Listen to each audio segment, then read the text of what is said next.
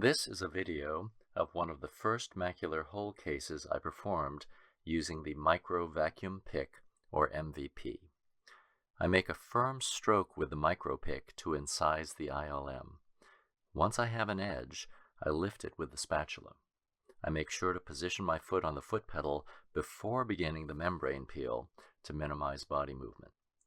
Once I've engaged the membrane, I begin applying vacuum. I found that around 100 millimeters mercury is a good starting level to bring the membrane into the port.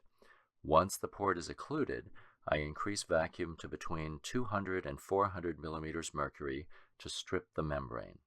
I'll use even higher levels to vacuum the membrane out of the eye. Peeling membranes requires regulating the vacuum level and the movement of the tip. I try to keep the port occluded and move slowly and smoothly to minimize tearing of the membrane. If the membrane tears, it can be helpful to use the micro pick to re-engage the edge.